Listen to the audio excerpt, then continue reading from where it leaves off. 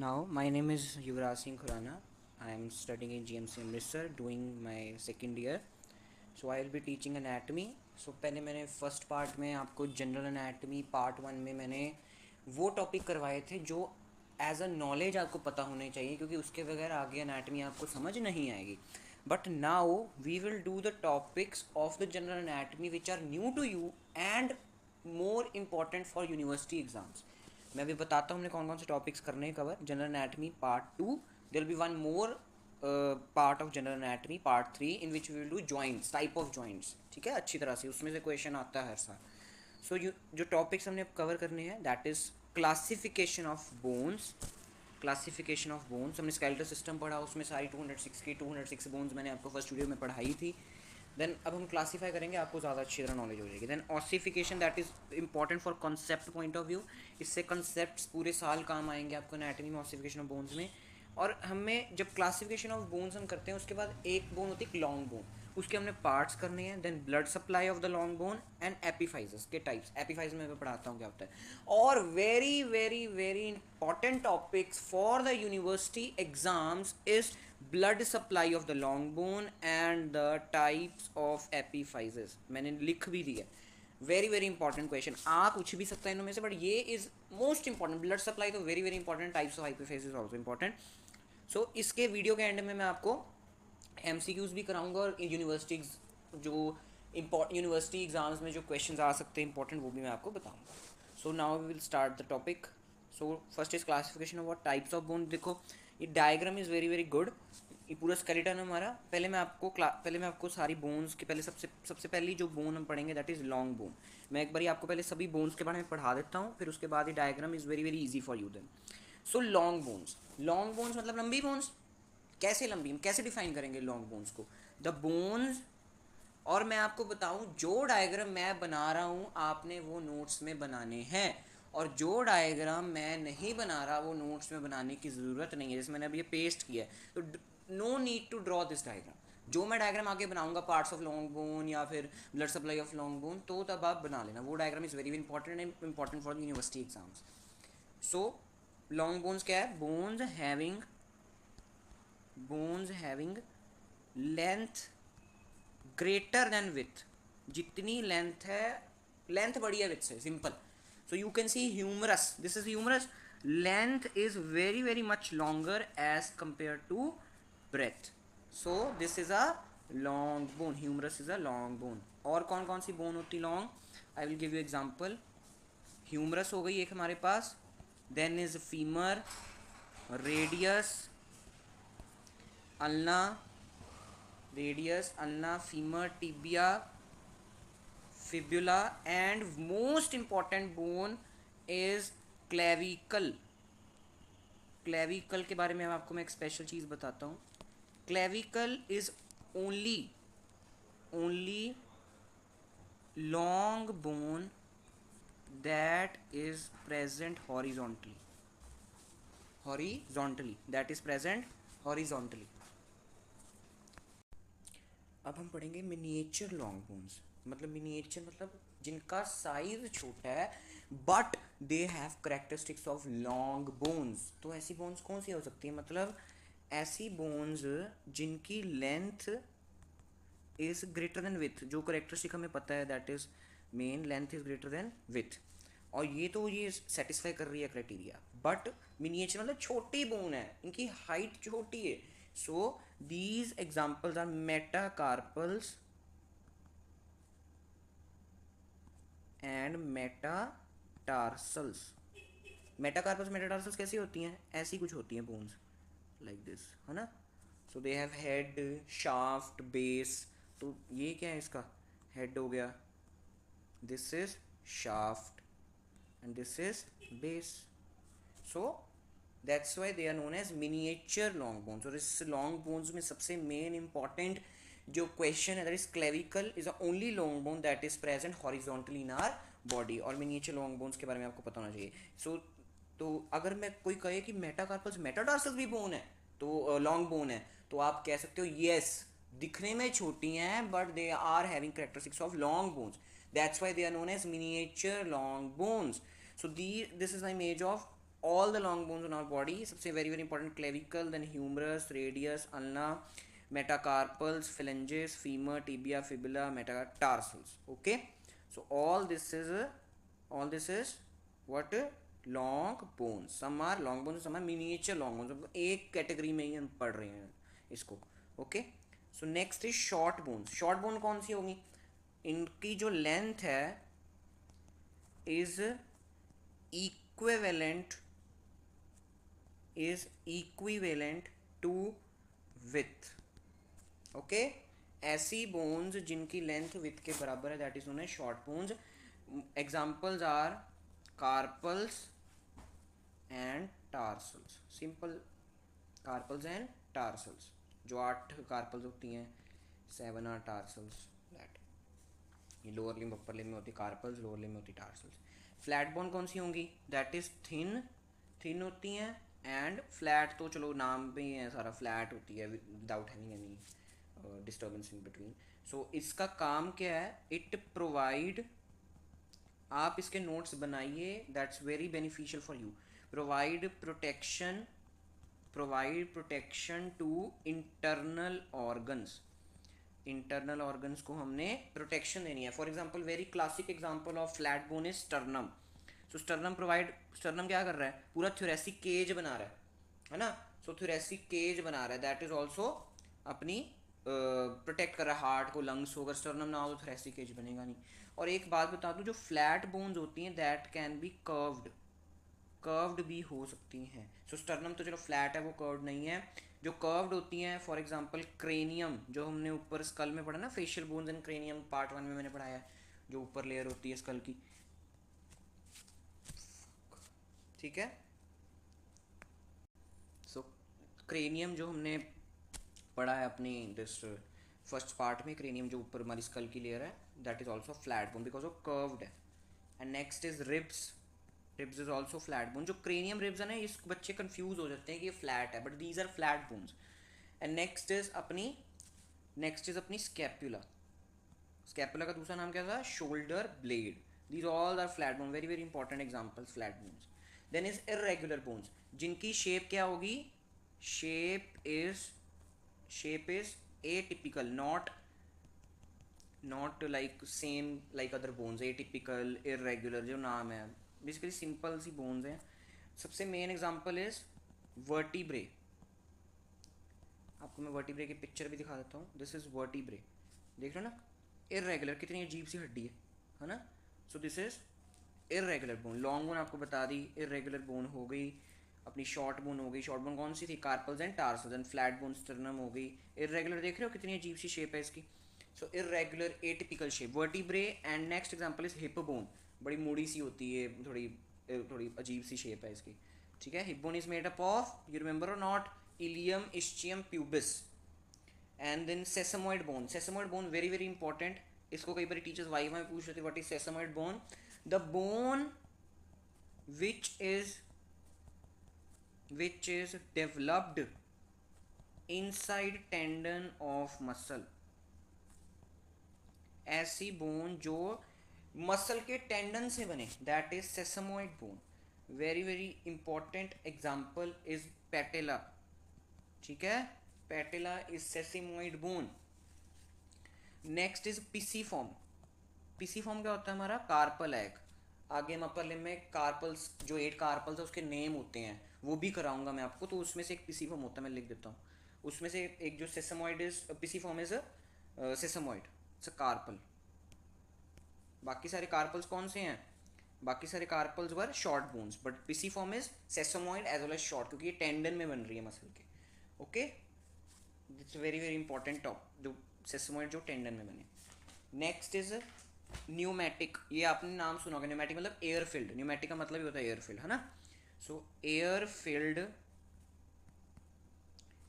Field spaces inside the bone. ऐसी bone जिनमें air filled spaces हों. सो दीज आर एग्जाम्पल, एक दो एग्जाम्पल है बॉडी में. Present in skull around nose के आसपास, around nose. So these are these are, चार होते हैं मेन. फर्स्ट इज मैक्सिलरी,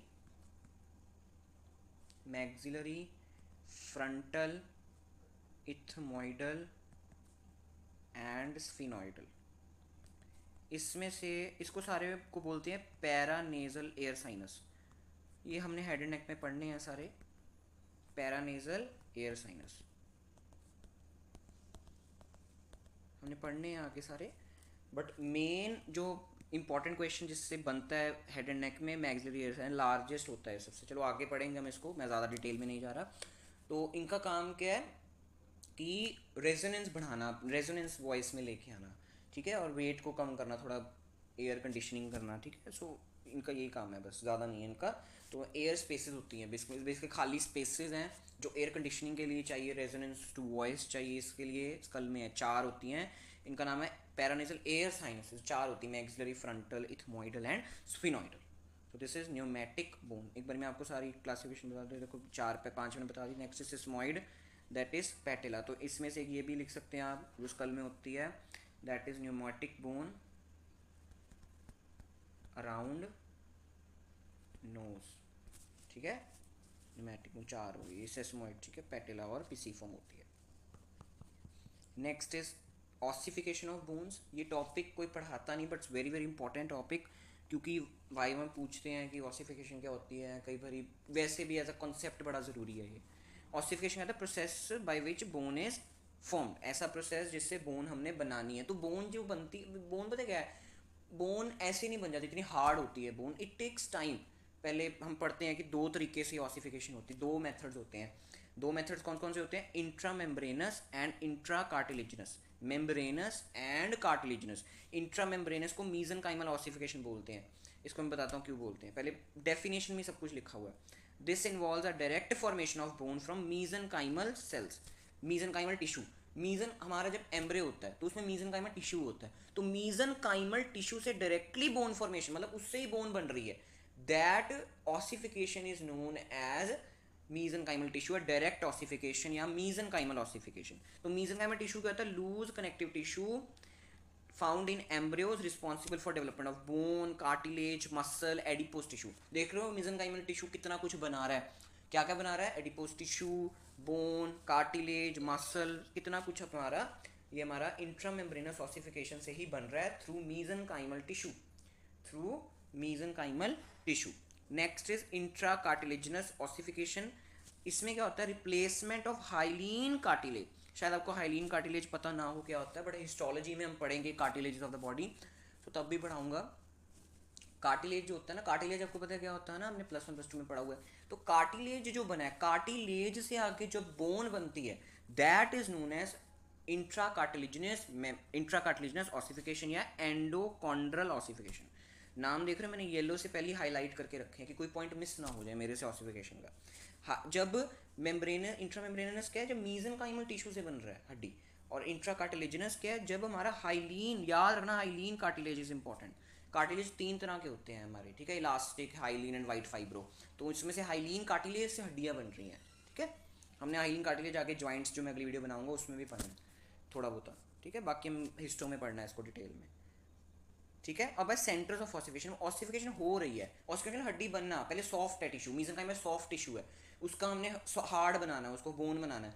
और कार्टिलेज भी सॉफ्ट है, उसको हार्ड बनाना है. तो वो एक पॉइंट्स, कुछ पॉइंट्स हो गए, उससे बने, उस जगह पर हमारी मेन ऑसिफिकेशन होएगी. तो ऑसिफिकेशन कौन से सेल्स कराते हैं, ऑस्टियोब्लास्ट सेल्स कराते हैं हमारे. इस पॉइंट से सुन लो, ये फिजियो में भी काम आने आगे. कौन से सेल्स हमारी बोन फॉर्मेशन करवा रहे हैं, ऑस्टियोब्लास्ट सेल, ठीक है. ऑस्टियोब्लास्ट का काम क्या है, वो ऑसिफिकेशन करेंगे. ऑसिफिकेशन करेंगे कहाँ पर, एक स्पेसिफिक पॉइंट्स पर ऑसिफिकेशन करेंगे. तो उन पॉइंट्स को हम बोलते हैं सेंटर्स ऑफ ऑसिफिकेशन, ठीक है. Ossification starts at the certain points by osteoblast cells by laying down the lamellae. Lamellae क्या होता है, हमने पढ़ा हुआ है प्लस में, लेमेले होते हैं, हमारी हड्डियां जो होती हैं लेमेले से बनती हैं. तो लेमेले कौन बना रहा है, ऑस्टियोब्लास्ट सेल्स. जिस जगह पर बना रहे हैं that is known as centres of ossification, okay. और ये ऑसिफिकेशन सेंटर दो तरह के होते हैं, प्राइमरी एंड सेकेंडरी. प्राइमरी कौन से होंगे, जो बिफोर बर्थ ही हमारे अंदर आ गए हैं, अभी बच्चा यूट्रस में है तब भी, intra uterine life, that is during intra uterine life. और सेकेंडरी कब बन रहे हैं हमारे, develop after the birth, birth के बाद, एंड कॉन्टिन्यू इनटू अडोलोसेंस, ठीक है। अडोलोसेंस में भी ये जाएंगे, मतलब सेकेंडरी सिंपल है यार, प्राइमरी जो बर्थ के पहले बने, बस सेकेंडरी जो बर्थ के बाद बने, सिंपल। अच्छा, ये प्राइमरी डायफाइसिस बनाते हैं, एपिफाइसिस, ये पार्ट्स में आपको अभी करवा रहा हूँ, आगे पार्ट्स ऑफ लॉन्ग बोन में हम डायफाइसिस एपिफाइसिस पढ़ेंगे क्या होता है। बस इतने अभी के लिए याद रख लो, आज की वीडियो में मैंने आगे कराना है कि प्राइमरी ऑसिफिकेशन सेंटर डायफाइसिस बनाते हैं और सेकेंडरी एपिफाइसिस बनाते हैं। तो ऑसिफिकेशन सेंटर इनका काम क्या है, प्राइमरी का इनिशियल फॉर्मेशन कराना बोन स्ट्रक्चर की, और ये क्या करते हैं, हमारी growth of bone in length कराते हैं, क्योंकि अब तो बन गया बंदा, बच्चा बाहर आ गया यूट्रस के, तो उसकी ग्रोथ होनी है, तो वो सेकेंडरी सेंटर्स कराएंगे। बट प्राइमरी तो अंदर कैसे जो बोन फॉर्मेशन स्टार्ट कौन कराएगा, primary centre, simple simple concept है। अब important topic that is parts of long bone, parts and long bone is important question. Simple है, पार्ट्स ऑफ लॉन्ग बोन कैसे होती है, सिंपल सा डायग्राम बनवा रहा हूँ आपको मैं एक, आपने वही बनाना है। अगर कोई क्वेश्चन आ रहा है आपको लॉन्ग बोन का, draw it with me, okay. This is a long bone, बड़े आपको देसी सा डायग्राम लग रहा है, बट इसमें आगे मैं कुछ करूँगा जैसे इसकी थोड़ी हो जाए, मतलब ओके। सो ये एक लॉन्ग बोन है, लॉन्ग बोन का एक, अगर मैं उसको काट दूँ बीच बीच में से, उसके पार्ट्स अलग अलग पढ़ूँ, तो ऐसे लॉन्ग बोन बन रही है, तो ये बीच में वॉइड्स हैं। सो सबसे पहला इंपॉर्टेंट पार्ट इज डायाफाइसिस, जो मैंने अभी बोला है। प्राइमरी स्ट्रक्चर, प्राइमरी सेंटर क्या कर रहा था, डायाफाइसिस बना रहा था, है ना। तो ये डायाफाइसिस है, diaphysis is the elongated shaft, elongated shaft, ठीक है। और उससे इसके पहले ये क्या है, this is epiphysis, epiphysis, these are ends or tips of bones, दोनों साइड है एपीफाइसिस, इस साइड भी है, ये भी एपीफाइसिस है, देख रहे हो। नेक्स्ट इज ये जो मैंने थोड़ा कलर दोनों पास से किया ब्लैक कलर का, दिस इज मेटाफाइसिस। मेटाफाइसिस क्या हो सकता है बताइए, metaphysis is, metaphysis is एपीफाइजियल end of diaphysis, मतलब जो डायफाइसिस के पास जो पड़ा है, मेटाफाइसिस इज अ, डायफाइसिस का वो वाला पार्ट जो एपीफाइसिस के पास पड़ा है, समझ आ गया। थोड़ा पहले मैं गलत बोल दिया था कि ऐसा पार्ट जो एपीफाइसिस के पास पड़ा है, डायफाइसिस का पार्ट, दैट इज मेटाफाइसिस, थोड़ी सी इंग्लिश ही है बस, ठीक है। एक पार्ट रह गया, that is also important, that is growth plate, this is growth plate. अब जो स्टार्टिंग में पता है there are two growth plates, ठीक है। Initially there are two growth plates, पहले दो ग्रोथ प्लेट्स होती हैं, ठीक है, बट वन फ्यूजेस, बट एक फ्यूज हो जाती है शाफ्ट के साथ में, डायफाइसिस का ना, शाफ्ट क्या डायफाइसिस है ना हमारी, ये डायग्राम आप अच्छी तरह से वीडियो रोक के चाहे बना लीजिए अच्छी तरह से, but it's very very important diagram, okay, अच्छी तरह रिकॉर्ड करके बना लेना। एंड टू प्लेट्स होती है बट वन फ्यूजेस, एक फ्यूज कर जाती है, एंड वन ग्रोज, एक ग्रो करती रहती है ऊपर, मतलब अगर सपोज करो इस डायरेक्शन में, इस डायरेक्शन में ग्रोथ प्लेट है, तो हमेशा ऊपर को जाएगी, ऐसे बोन की ग्रोथ ऊपर होगी, अगर ग्रोथ प्लेट नीचे को है तो ग्रोथ हमेशा नीचे को होगी, है ना। सिंपल कंसेप्ट है तो बच्चे वाला, है ना। सो दिस इज, अगर क्वेश्चन आए पार्ट्स ऑफ लॉन्ग बोन से एक्सप्लेन करने का, पहले एक पेज का डायग्राम बनाओ आप यूनिवर्सिटी में, देन इसको ही अगले पेज पे एक्सप्लेन कर दो, और ये जो दो तीन पॉइंट्स मैंने लिखवाए हैं वो लिख दो। अच्छा, एक और चीज़ बता दूं मैं, कि जो हमारी दिस डायफाइसिस मेटाफाइसिस होती है, diaphysis and metaphysis is covered by periosteum, periosteum is layer, एक लेयर होती है जो हड्डियों के आसपास होती है, तो डायफाइज मतलब यहाँ यहाँ ऐसे, ये सारी क्या है हमारी, क्या होगी सारी हमारी, मैं पेरी, पेरीऑस्टियम, पेरीऑस्टियम, ठीक है, दिस इज पेरीऑस्टियम। तो ये हमारे पार्ट्स, अब आपको पता लग गया ना एपीफाइजिस क्या है, मेटाफाइजिस क्या है ना। मेटा एपीफाइजिस पता लग गया, मेटाफाइजिस, डायफाइजिस, ग्रोथ प्लेट, ये चार पार्ट्स होते हैं इसके, है ना। नेक्स्ट इज, ये सारा समझ आ गया। एक दो पार्ट और बता देता हूँ कि जो हमारी जो बोन मैरो होती है वो दो तरह की होती है, जो बोन मैरो पता है ना आपको, जो हड्डियों के बीच में प्रेजेंट होती है, तो बोन मैरो दो तरह की है, जो सेल्स बनाती है ना। Bone marrow is of two types, red and yellow, red क्या करती है, it forms cells, it forms मतलब इट डू हीमोपोइसिस लिख देते हैं, it it do hemopoiesis. What is hemopoiesis? What is hemopoiesis? That is formation of blood cells, formation of blood cells. ये हमारी red bone marrow कर रही है। And yellow का इतना कोई काम नहीं है, it forms spongy, it forms मतलब इसका काम है बस प्रेजेंट है हमारी बॉडी में, इसका कोई it does not do haemopoiesis, ठीक है, इसका कोई बॉडी में काम नहीं है। अब जो बच्चा होता है उसमें मोर रेड होता है, जो बेबी होता है, बट हमारे अंदर का येलो ज़्यादा है। क्यों? क्योंकि येलो विद एज बढ़ता रहता है, रेड कम होता रहता है, और हमारी बॉडी में रेड जो होता है टिप्स ऑफ बोन्स पे होता है, और जो येलो होता है that is present in between.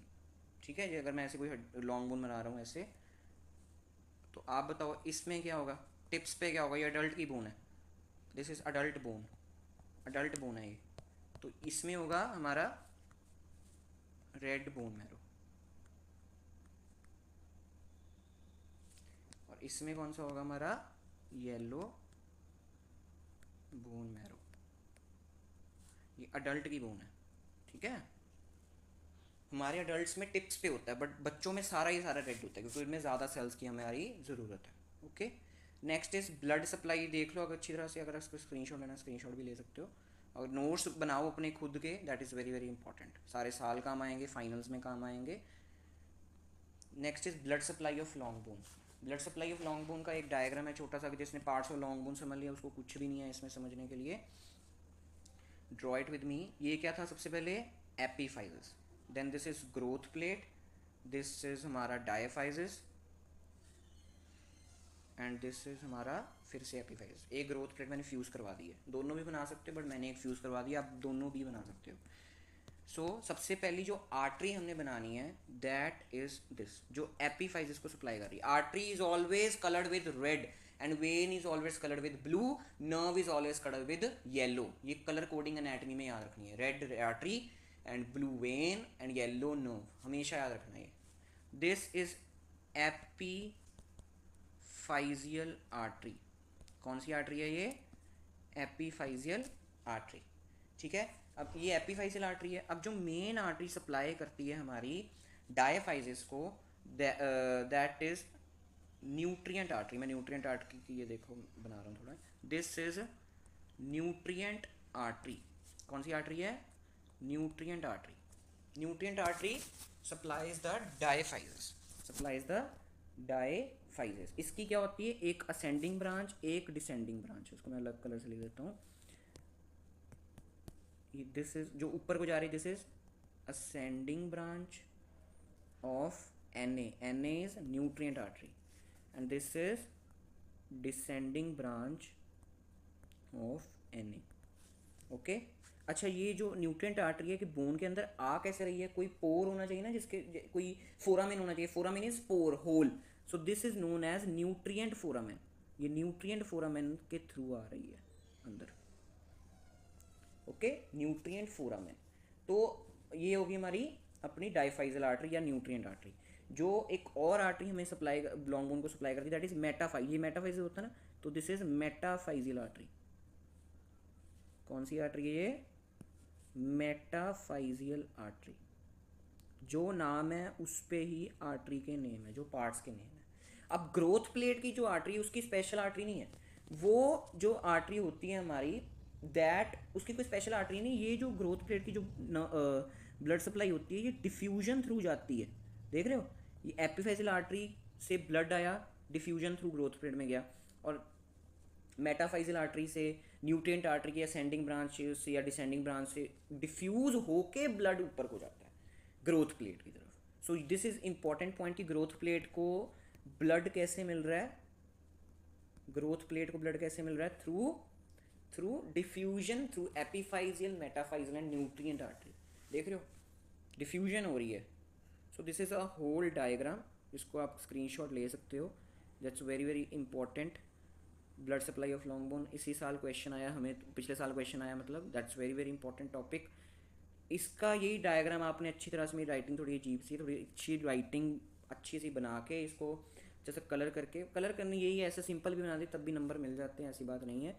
और अच्छा सा बनाइए इसको, और इसके बारे में ही सारा लिख दो ना कि ये आर्टरी सप्लाई इस पार्ट को सप्लाई कर रही है, इस पार्ट को, इसका मैं इसकी डिटेलिंग में मैं वही चीज़ें बार बार लिखूंगा तो टाइम वेस्ट आपका भी होगा मेरा भी होगा। तो इसको ही हमने एक्सप्लेन कर देना पेपर्स में, तो it can give you marks. और मार्क्स के बाद है कंसेप्ट भी आपके क्लियर हो रहे हैं दोनों। Then types of epiphyses, types of epiphyses में जो हमने ये एपिफाइजेस दोनों एंड्स पे पढ़े, ये कितने तरह के होते हैं, वेरी वेरी इंपॉर्टेंट क्वेश्चन। मैंने स्टार्टिंग वीडियो में बोला है, स्टार्टिंग में ही वीडियो में बोला है कि एक blood supply of long bone and हमारी types of epiphyses, both most important topics. Types of epiphyses क्या है? First type is pressure epiphyses, pressure epiphyses. Pressure epiphyses क्या होता है हमारा? Pressure epiphyses articular part of bone, articular part of bone, articular part of bone ऐसी bone का part जो articulate कर रही है, जिसका एपिफाइसिस दूसरी बोन के साथ आर्टिकुलेट कर रहा है। आर्टिकुलेट मतलब जॉइंट बना रहा है और मूवमेंट कर रहा है। समझ रहे हो आर्टिकुलेट का मतलब क्या है? ऐसा चीज जो किसी दूसरी हड्डी के साथ जॉइंट बनाए and it can show movements, that is articular part of bone, that is pressure. इसका और मेन क्या है काम है? ट्रांसमिशन ऑफ वेट भी कर रहा है, ट्रांसमिशन ऑफ वेट। ठीक है। Example, head of humerus, head of femur.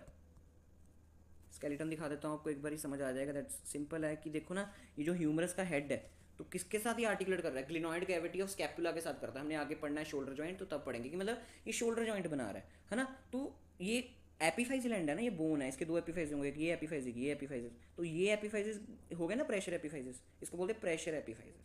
समझ रहे हो कि जो आर्टिकुलेट करे तू। और फीमर का भी ऐसे सेम है, ये हिप बोन के एसिटाबुलम से करती है articulate.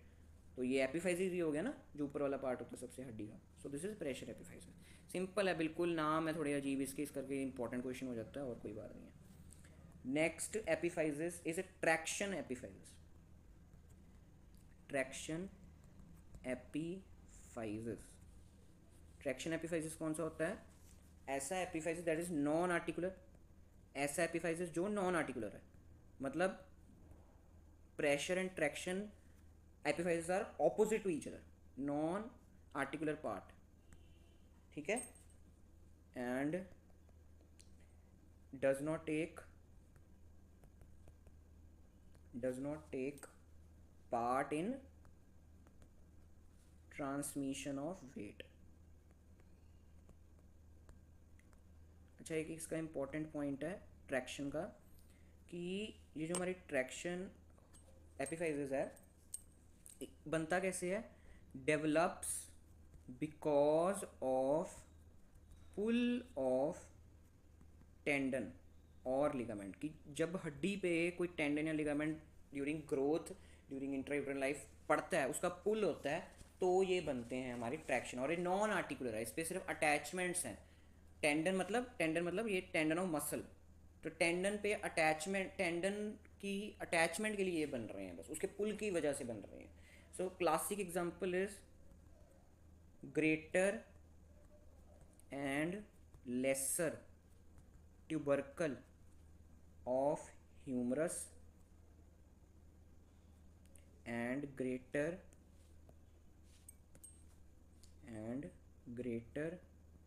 And lesser trochanter of femur. ठीक है, ये दोनों पुल की वजह से बनते हैं। देख लो, ट्रैक्शन एपिफाइसेस, स्क्रीनशॉट लेना ले लो।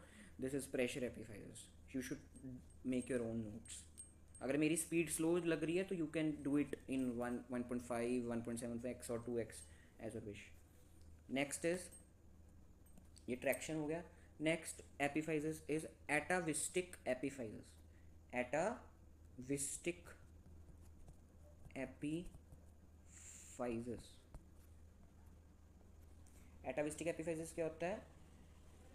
ऐसे एपिफाइसेस जिसका रेमिनेंट हमारी बॉडी में है, पूरी रेमिनेंट का मतलब पता नहीं क्या होता है, एवोल्यूशन हमने पढ़ा होगा +2 में। रेमिनेंट इज लाइक ऐसी चीज़ जो बच गई है, बाकी लोअर एनिमल्स में या हायर एनिमल्स में वो ज़्यादा है, मतलब वो एज अ पूरी हड्डी प्रेजेंट है, एज अ पूरी बोन प्रेजेंट है, बट हमारे अंदर सिर्फ रेमिनेंट है। That is known as atavistic epiphysis. Remnant of remnant of bones, but full bone is present in some other animals. Example अभी के लिए याद कर लो सिर्फ, coracoid process of scapula. Coracoid process होता है ना स्कैपुला का, दैट इज एटाविस्टिक एपिफाइज। मतलब कोराकोइड प्रोसेस हम सिर्फ हमारे अंदर सिर्फ प्रोसेस है, बट लोअर एनिमल्स में उसका पूरी एक हड्डी प्रेजेंट है coracoid, that is atavistic epiphysis. Next epiphysis is next epiphysis is aberrant epiphysis, that is simple unusual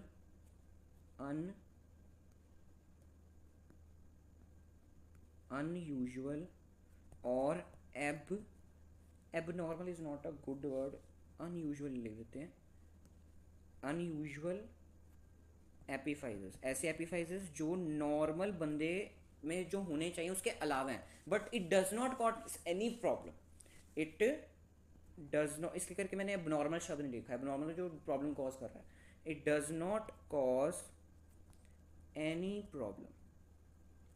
okay, तो इसकी एग्जांपल BDC चौरसिया में क्या दी हुई है हमारी, दैट इज़ जो हमारे अगर मेटाकार्पल्स की बेसिकली एग्जांपल दी हुई है।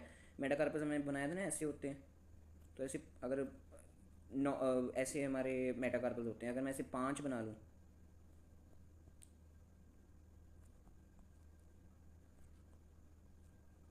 है ना, 1 2, मतलब 1 इज थंब वाला ना, 3 4 5, तो ये जो 1 है, 1 में जो नॉर्मल एपिफाइज होती हैं वो बेस में होती हैं। मैं इसको थोड़ा कलर कोड कर देता हूँ कि जो पर्पल करके मतलब नॉर्मल एपिफाइजेस, कि नॉर्मली एपिफाइजेस 1 के बेस में होती है और बाकियों के हेड में होती हैं, देख रहे हो, ये नॉर्मल है। बट एबिरेंट की मैं थोड़ी स्पेलिंग थोड़ा साफ लिख देता हूँ।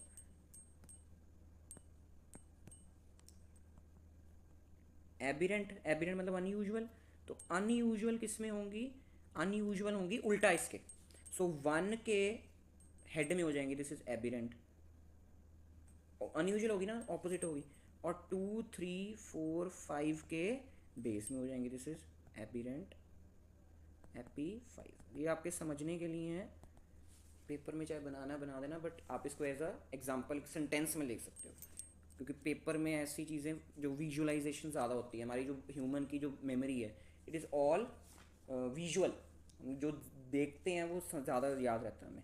Last epiphyses is compound epiphyses, ठीक है, उसके बाद compound, this is last epiphyses, compound एपिफाइजेस।